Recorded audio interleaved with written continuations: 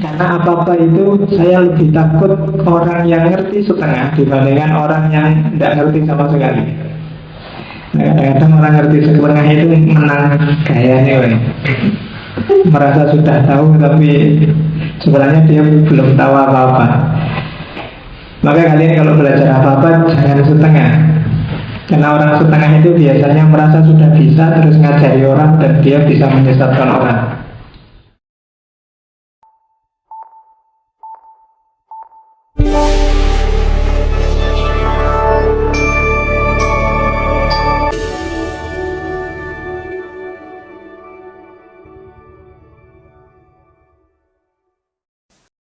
Bismillah. Assalamualaikum warahmatullahi wabarakatuh. Bismillahirrahmanirrahim. Alhamdulillah. Assalatu wassalamu ala rasulillah wa ala alihi wa ashabihi wa mawalah. Alhamdulillah kita malam hari ini bisa bertemu lagi.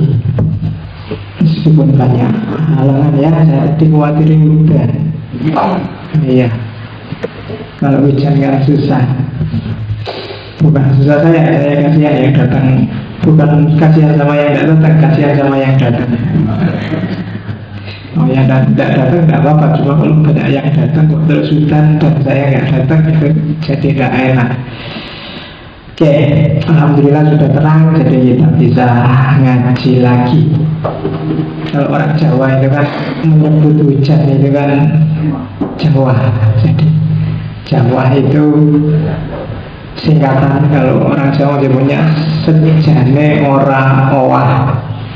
Jadi kalau ada hujan, pokoknya kalau kita sudah berniat apa, jangan berubah hanya gara-gara hujan.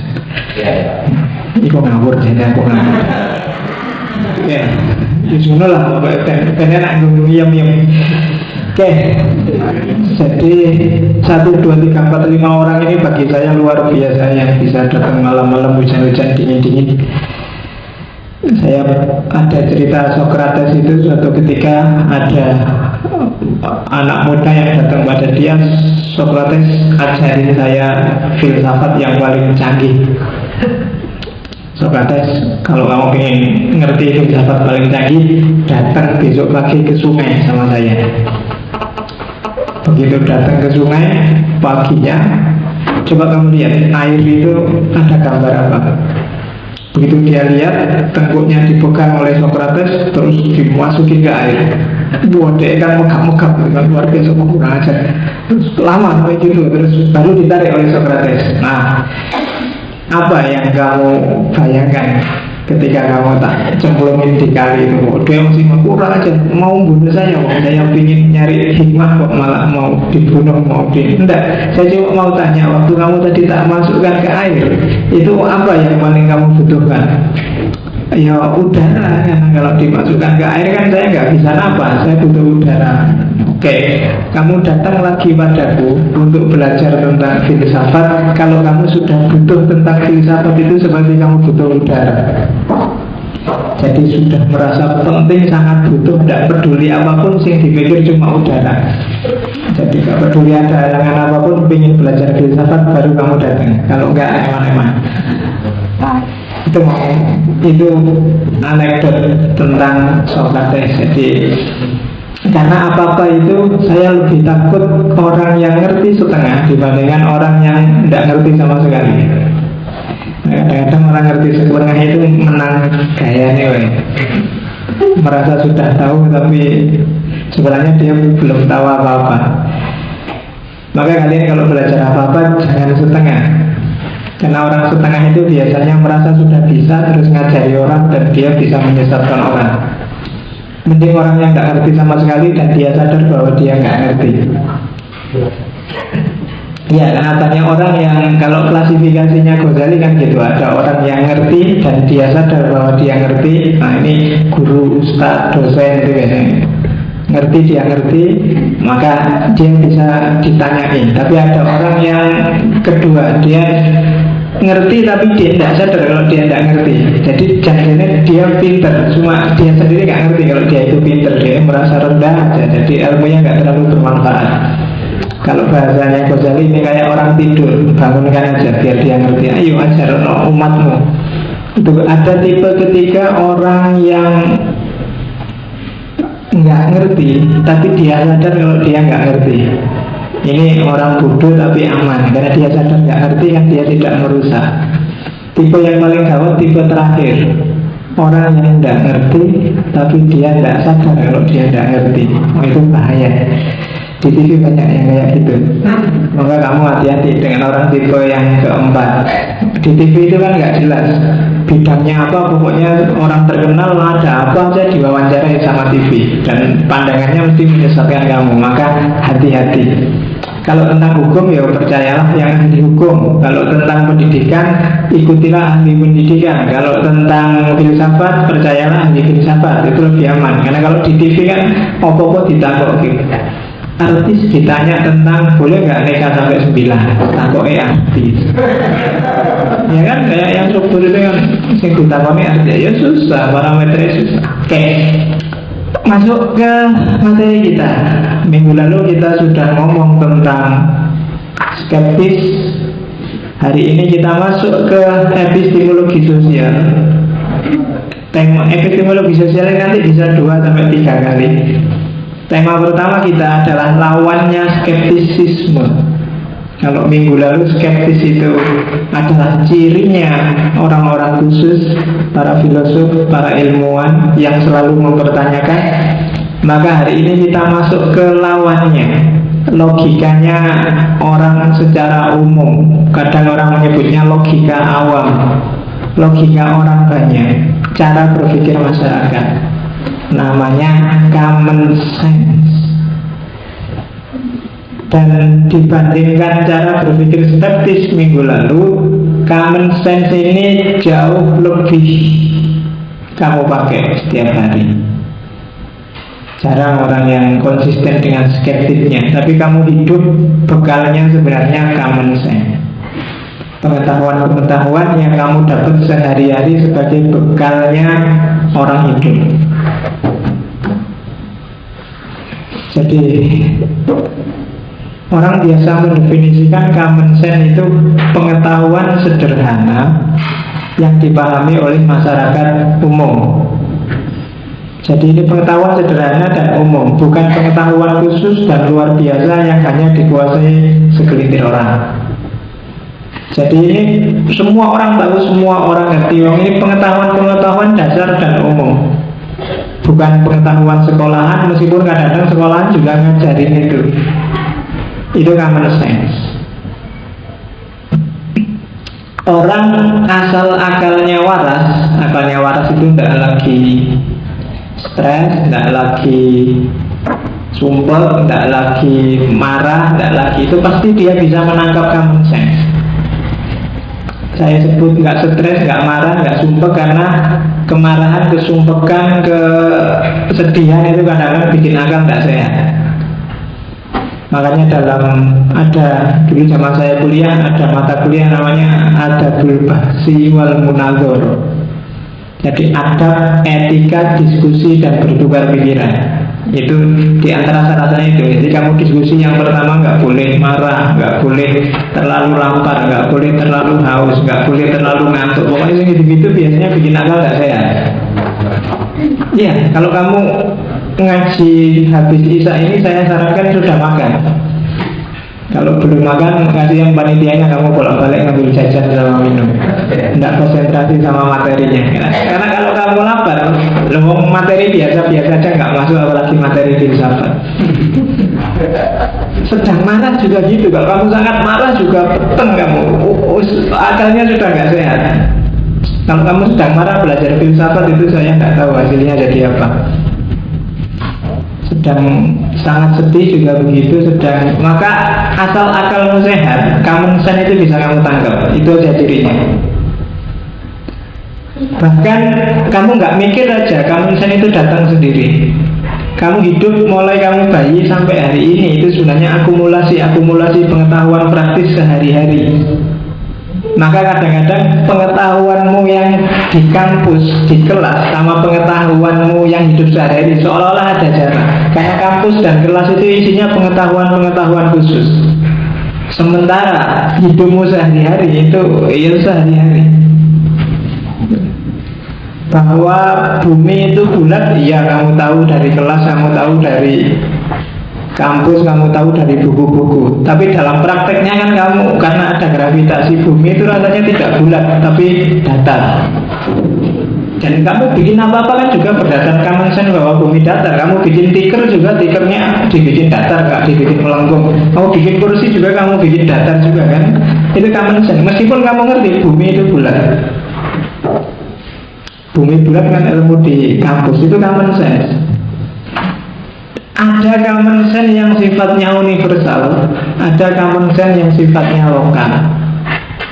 Maka konotasinya common sense itu kadang-kadang didefinisikan orang sebagai sense that is common to other. Jadi pemahaman, penyerapan, understanding, sense itu kan pemahaman yang umum to other, yang umum dipahami orang sekelilingmu. Tapi kadang-kadang juga dipahami sense that is common to humanity. Jadi pemahaman yang umum untuk semua orang. Jadi yang pertama ngomong sifat lokal, yang kedua ngomong sifat universal. Tapi dua-duanya sama disebut common sense. Dalam banyak hal mungkin orang Jawa sama dengan orang Amerika, ya kan? Itu common sense. Atau kalau istilahnya Ghazali, ad-dabatur ilal fahm. Apa yang paling duluan muncul dalam pemahamanmu ketika melihat sesuatu, itu common sense.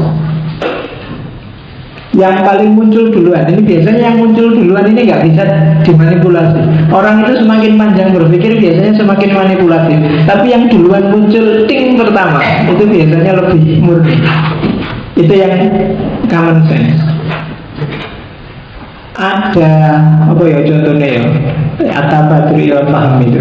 Misalnya kamu sama pacarmu malam ini nginep di hotel, tidur berdua. Common sense kamu mesti bilang alam, mesti itu ngapa-ngapain ini. Itu biasanya yang paling mungkin yo, yang muncul di kepalamu pertama itu tadi. Meskipun dia mungkin di dalam itu nggak ngapa-ngapain, mungkin tahajud bersama, tahlilan, wiritan. Tapi pokoknya yang muncul pertama adalah masuk kamar berdua, ngapain lagi. Mesti itu, dan biasanya itu yang memang kejadian. Di bulut-bulut kayak apa juga enggak bisa. Misalnya siapa yang sekarang LHI sama Hustunnya itu semua dari Mumtazah. Itu kan dia kesana enggak, dia enggak nikah, dia kesana cuma kalau pas lagi butuh pijet. Kan kasusnya lo kan di koran-koran alasannya kan lagi butuh pijet gitu kan. Tapi yo kamu kan sudah bisa menebak yang muncul di kepalamu pertama biasanya ya itu malah mau kemana. Bikin alasan kayak gimana pun yang muncul, ya, itu namanya atabatur ilal fahm. Jadi yang muncul di kepala pertama. Kamu lihat temenmu tiba-tiba dia, aduh dia kok nggak lulus ya mata kuliah ini. Yang muncul di kepalamu dia pasti sedih. Meskipun dia kalau ketemu, oh enggak, saya nggak sedih, saya biasa aja. Sudah nilai E itu bagi saya biasa, wajar. Ya itu biasanya sudah diolah oleh perasaannya, tapi aslinya ya mesti sedih lah. Itu atabatur ilal fahm yang lebih dulu muncul dalam pemahaman. Itu biasanya lebih unik. Itu yang disebut common sense. Jadi dalam fikih, dalam kalam, dalam filsafat Islam ini jadi salah satu prinsip berpikir. Kalau dalam filsafat Barat ada namanya Occam Razor. Filosof namanya Occam punya teori razor. Razor itu gunting. Jadi katanya Occam, kalau ada dua teori, yang satu bulat nggak karu-karuan, yang satu simple dan isinya sama, maka yang lebih benar yang simple itu. Ya, itu namanya Occam Razor. Jadi ada yang menjelaskan realita itu jelimet ujungnya ke situ. Ada yang to the point, pokoknya maunya itu loh. Nah itu biasanya yang lebih benar yang simple itu. Ada yang menjelaskan ini kan uang untuk dari sini dari sana ujungnya, tapi ada yang simpel ala intinya uang itu ya dipakai untuk barang-barang korupsi barang-barang gitu. Ada yang simpel kayak gitu dengan jelimet. Biasanya yang bener yang simpel ini. Agama itu paham. Jadi konotasi itu selalu definisi umumnya dari common sense itu segala sesuatu yang umum di sekeliling kita dan segala sesuatu yang umum secara universal, atau lebih mudahnya sesuatu yang bisa kita pahami dengan cepat, yang masuk akal dengan cepat, atau batur ilal paham. Istilah lain, jadi ada istilah common sense, tapi istilah common sense itu isinya sama dengan itu. Intuisi kadang-kadang orang menyebutnya. Kenapa disebut intuisi? Karena pengetahuan ini otomatis jalan. Kamu tidak pernah belajar common sense ini, kamu otomatis dapat. Maka coraknya intuitif.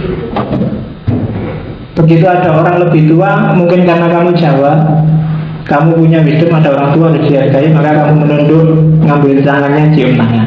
Itu kan intuitif sebenarnya. Kamu mungkin dapat itu dari masyarakat, dapat itu dari lingkungan sekelilingmu. Yang kedua good sense. Good sense itu ya tadi akal sehat, atau ada yang disebut pre-theoretic belief, kepercayaan yang belum diteorikan. Jadi keyakinan-keyakinan sosial yang belum dirumuskan teorisinya, pokoknya itu dipraktekkan aja, dijalankan aja. Atau ada filosof yang menyebutnya sebagai ordinary language. Jadi bahasa sehari-hari. Ordinary language ini, bahasa sehari-hari ini biasanya dibedakan dengan formal language, bahasa yang formal, bahasa yang ilmiah akademik. Dan ini sifatnya penggunaannya biasanya lokal, sesuai dengan common sense-nya. Di Jogja misalnya ada istilah apa yang secara common sense definisinya mungkin beda dengan di tempat lain. Misalnya istilah pasar kembang. Kan? Kamu ketawa langsung. Karena kenapa kamu ketawa? Karena ini sudah intuitif dalam dirimu. Istilah pasar kembang itu bagi orang Jogja, pasar kembang konotasinya langsung menuju ke sana. Iya kan? Saya ngomong pasar kembang itu kan. Tapi mungkin orang tuamu yang di kampung, bapak ibumu, dia ngertinya pasar kembang ya pasar tempat orang jualan kembang. Bukan seperti yang kamu pahami. Jadi kalau kamu tiba-tiba telepon, kamu di mana Le? Oh ini Pak, saya sedang di pasar kembang. Ya bapak mesti lagi ngopo nyekar apa mesti. Iya kan? Ya konsultasinya sudah beda, common sense-nya sudah beda. Jadi ordinary language atau foundational belief atau endoksa. Endoksa itu belief and opinion. Ini yang punya para filosof Yunani klasik sering pakai endoksa. Endoksa yang punya Aristoteles, kalau doksa yang punya Plato. Lain waktu kita dalami itu. Ada aksioma. Aksioma itu kan kebenaran-kebenaran yang jadi fondasi kebenaran yang lain, dan dia jangan dipertanyakan lagi. Aksioma. Ada wisdom, kebijaksanaan lokal, cara masyarakat mengelola komunitas dan mengelola lingkungannya itu biasanya menyusun wisdom-wisdom. Kadang bisa bercorak mitologis, kadang juga bercorak logis. Tapi ini termasuk jenis common sense. Dia kamu pelajari sejak kecil. Ada folk wisdom, itu sebenarnya sama aja maksudnya. Ada folklore. Folklore itu kan kebijaksanaan lokal, opini lokal, pandangan lokal, perspektif lokal, atau public opinion, pandangan publik. Dan ini sifatnya common sense. Masyarakat punya logika sendiri untuk menangkap realitas, dan setiap orang dididik, dibesarkan dengan menyerap logika masyarakat ini.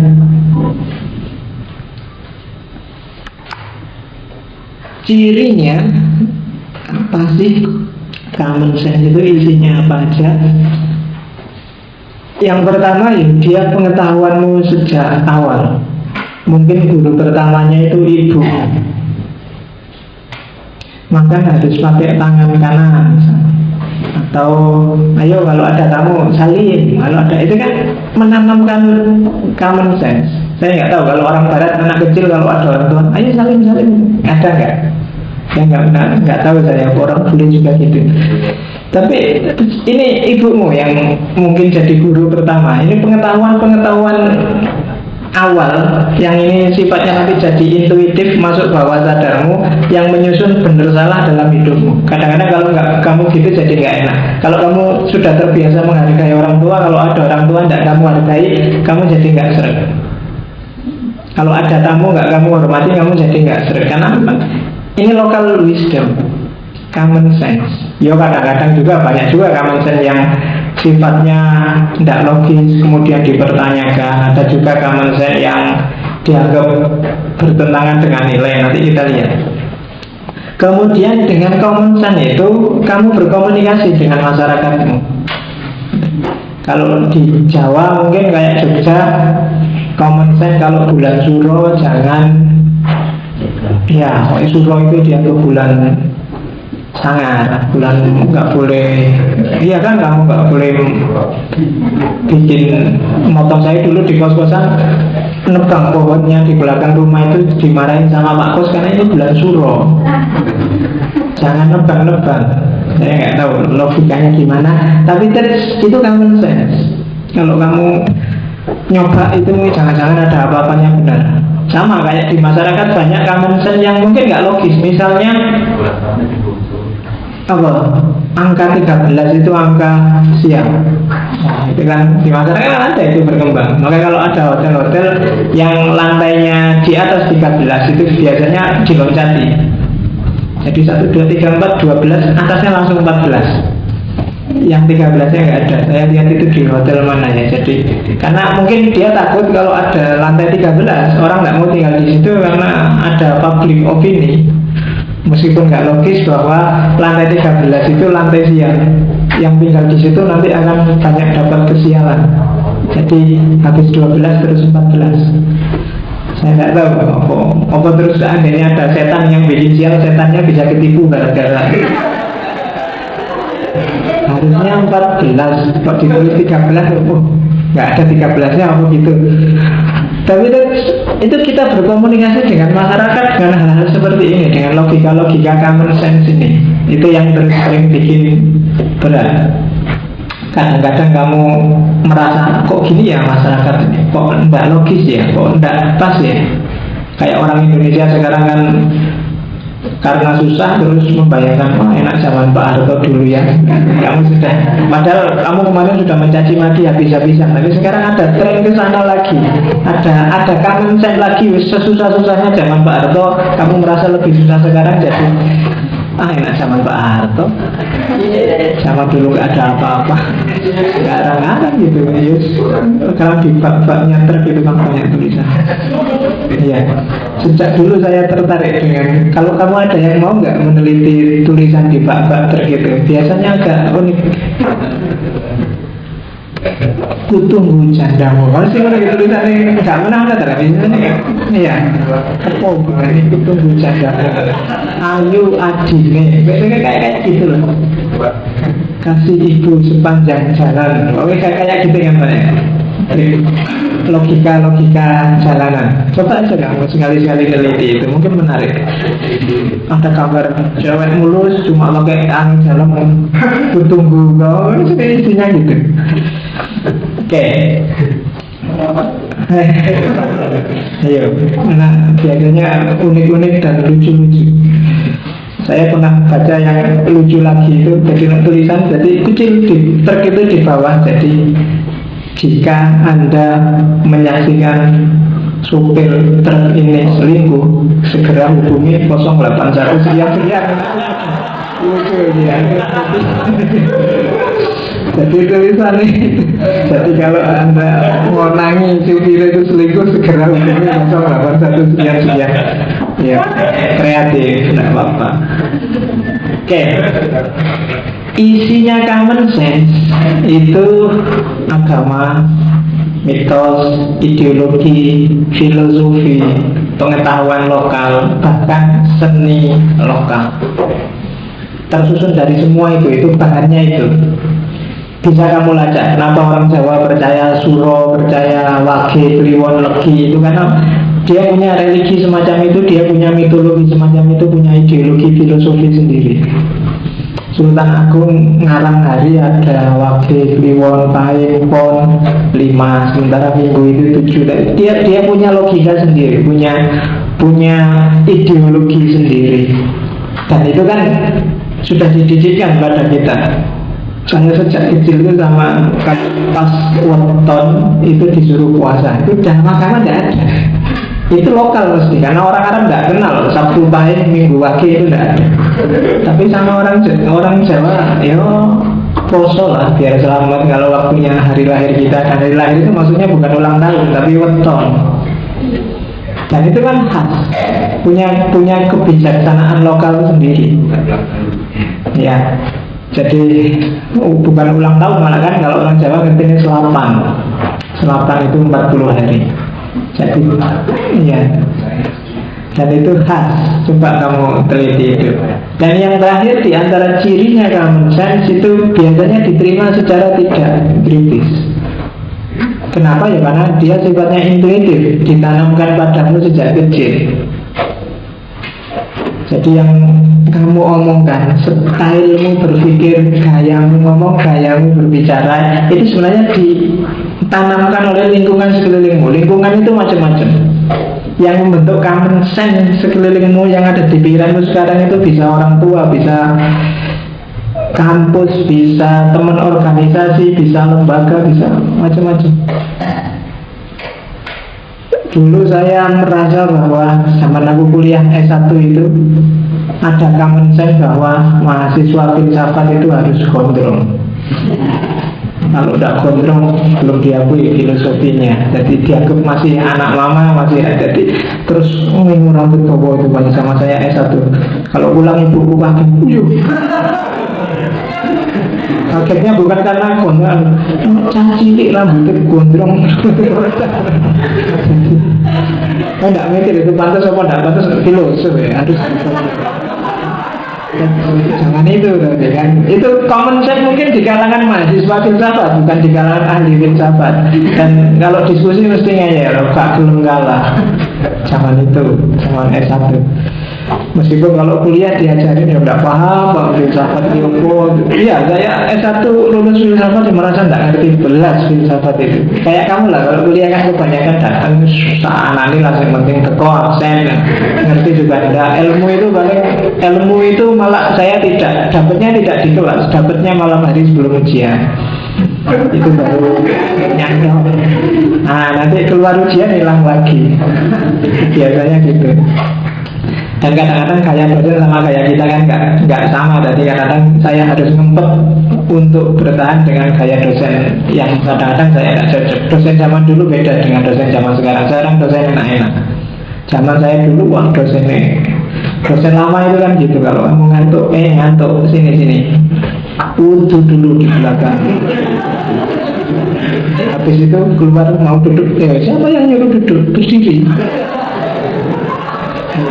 Dulu saya pernah dihukum gara-gara kantin yang atas ini tak buka satu gini.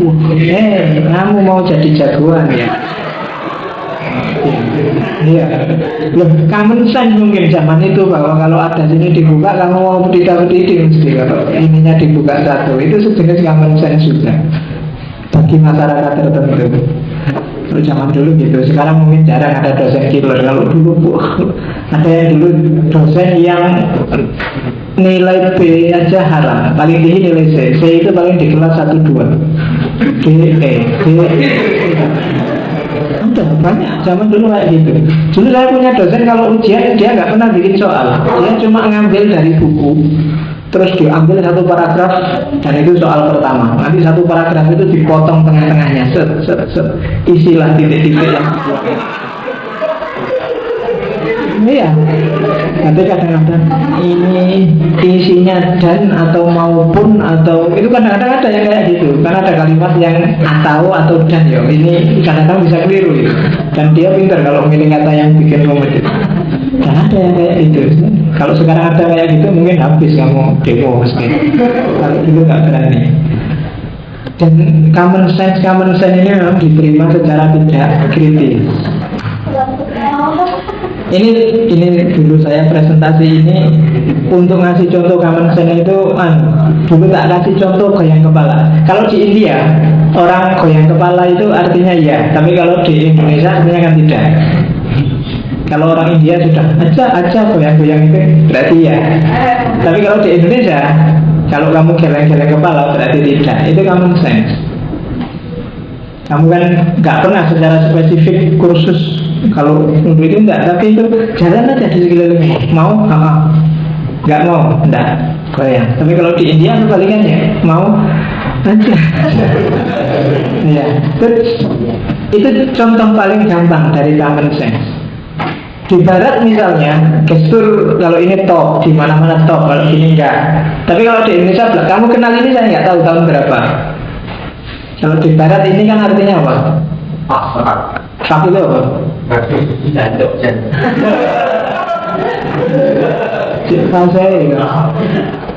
Nah, jadi ini ada. Kenapa sih kalau kamu kayak gini? Itu maksudnya kamu itu useless, nggak berguna. Kenapa? Karena di antara 5 ini yang paling nggak berguna jari itu. Kalau ini kan, kalau ini bisa menunjuk. Kalau ini tempatnya cincin. Kalau ini ogok-ogok. Kalau ini tuh coba bayangkan, ayo dalam hidupmu apa gunanya jadi tengah itu? Nggak ada. Yang dia bisa kerja sendirian loh. Ya kan? Dia mesti jadi pelengkap aja tengah. Makanya orang Barat kalau menyebut mau fuck kamu, maksudnya kamu itu nggak ada gunanya, mesti gini. Makanya 3 hari yang lalu saya ada pengajian di pondok itu, ada fikih itu. Mbak santri tanya, Pak, kalau sholat itu gerakannya kan sholat itu batal kalau gerakan 3 kali. Saya jawabnya, ya tidak mesti. Kadang 1 kali juga bisa membatalkan sholat. Loh, kok bisa, Pak? Ya kalau misalnya sholat tapi gerakan itu 1 kalinya gini, sholat itu batal. Oh ya kan? Kan bayanganmu kan gerak sekali tidak batal. Iya, tapi kalau kamu gerak sekali sholatmu batal. Jadi tidak harus nunggu 3 kali gerak membatalkan sholat itu. Jadi fikih juga tidak mesti. Makanya jangan dikira fikih itu eksak. Pintar ya tergantung apa-apa. Wong takbiratul ihram aja kan beda-beda kan, fikih itu kan ada. Saya di Iran itu nggak ada orang takbiratul ihram terus sendagem ada di atas dada, itu ada di takbiratul ihram ya kayak orang baris. Jadi habis Allahu Akbar itu ya tangannya di samping kayak orang upacara bendera itu kalau sholat. Orang-orang Syiah kan itu mazhabnya Ja'fari. Yang Sunni aja kan macam-macam, kamu ada yang di atas perut, ada yang di atas dada, ada yang di atas dada di samping kayak orang kena tembak itu.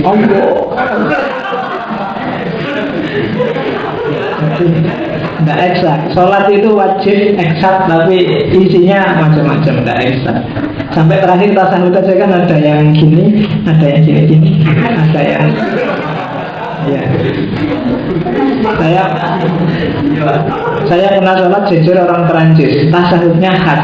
Orang Perancis itu waktu dia tasawuf gerak terus tangannya, jadi gini terus sambil tasawuf yang ada. Iya, tangannya digerakkan terus. Begitu terus. Jadi